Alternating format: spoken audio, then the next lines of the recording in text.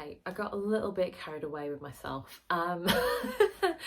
But so I kind of skipped all the way through the 70s. So during the 70s, he was, doing runway shows and, um, you know, getting awards like Critics' Choice Awards. Like he was doing so well.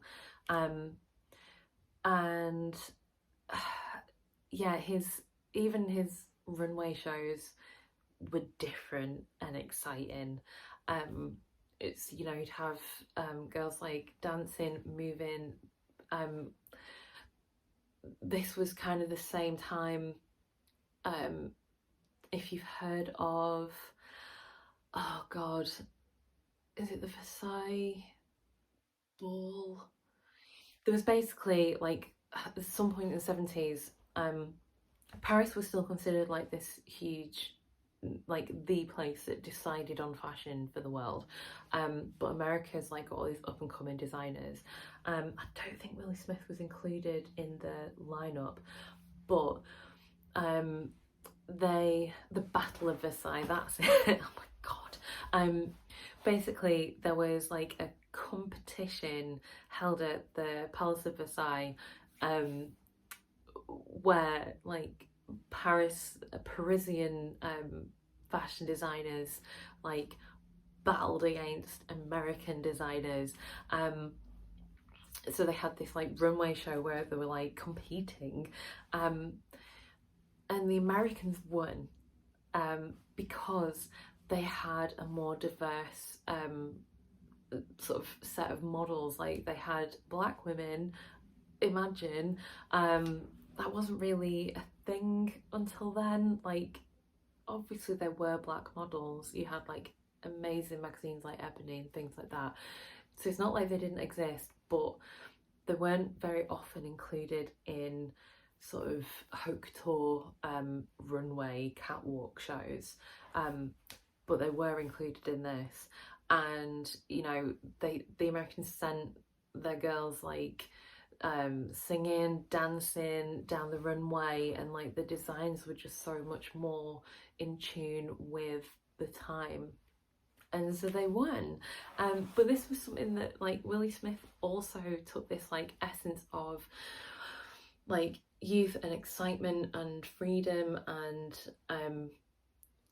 put that into his runway shows and his designs. Like if you see them now, they are very 80s to our eyes, but they're also kind of timeless.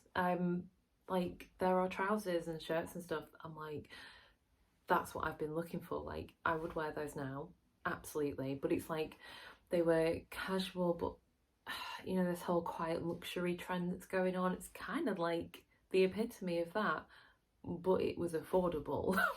So like you can have both. So anyway, that was going back a bit. So all during the 70s he's doing incredibly well, and into the 80s he carries on doing incredibly well. Like everyone's wearing his stuff. And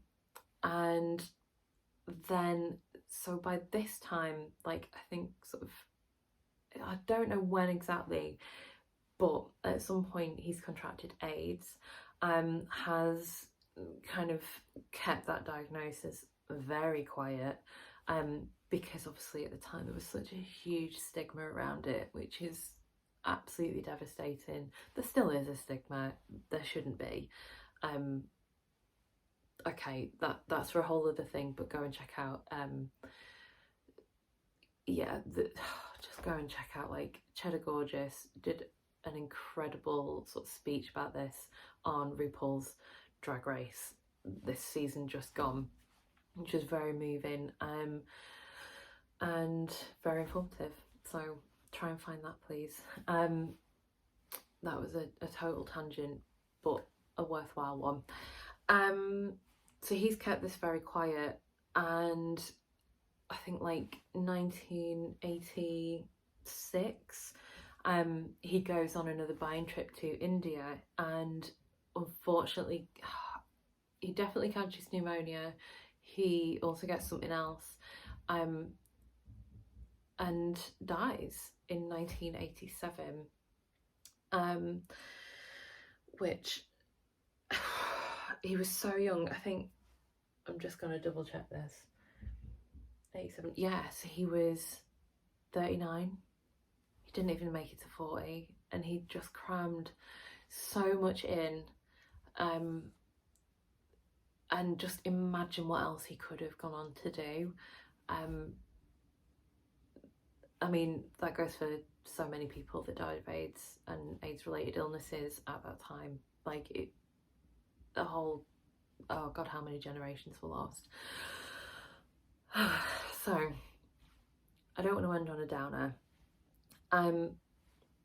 The reason why you probably haven't heard of Willi Smith or seen his designs, they're not in museums, or not really in museums or galleries or anything anymore, because people loved his clothes so much that they literally wore them till they wore out.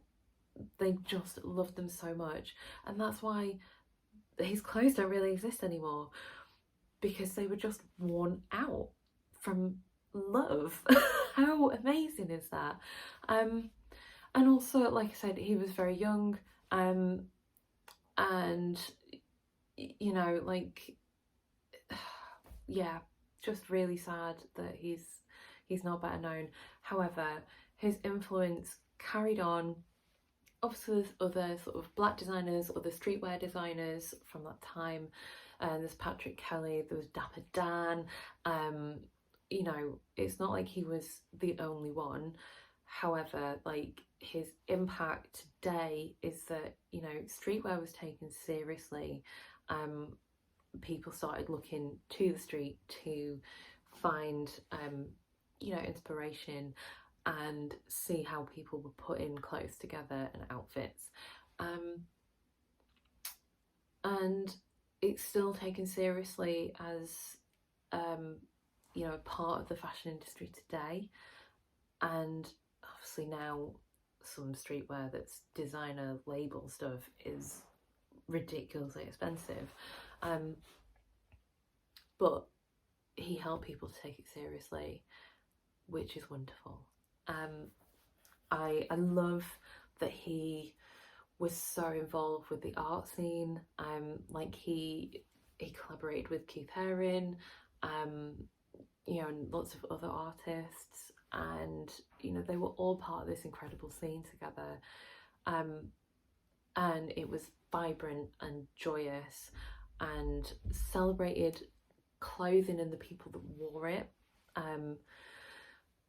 which I just think is so, like, yeah, I'm just so in tune with that. I absolutely love it. Yeah, I highly recommend you get the book. Like I said, this isn't an ad, I don't get paid for it. Like, I bought my book, and it's worthwhile getting, just for like the images, essays, the information that you get, and like, you really feel like you have an insight into his, not his mind necessarily, but his thinking, and just his way of looking at clothes is, it's just delightful. So I really hope that someone at some point does a podcast episode on him. I'd love if Dress did one, because they really go into their research. They're really good. But in the meantime, I hope you enjoyed this. I hope it's inspired you to go and check out Willi Smith a bit more. If anyone reads Apartamento, there is an interview in a recent issue with someone that designed his apartment for him, who I think might also be featured in the book. Anyway, it's worth checking that out too. I hope this has inspired you to go and check him out, because it's really opened my eyes to just just how good fashion can be, if someone's got that kind of vision behind them. And yeah, I hope you enjoyed all the images. Please like, subscribe. When I say subscribe, you know it's free, right? Like, you don't have to pay for anything. Like, subscribe, comment. If you want to know more, message me. Like, I'll point you in the direction of like some good articles, and I will see you next time.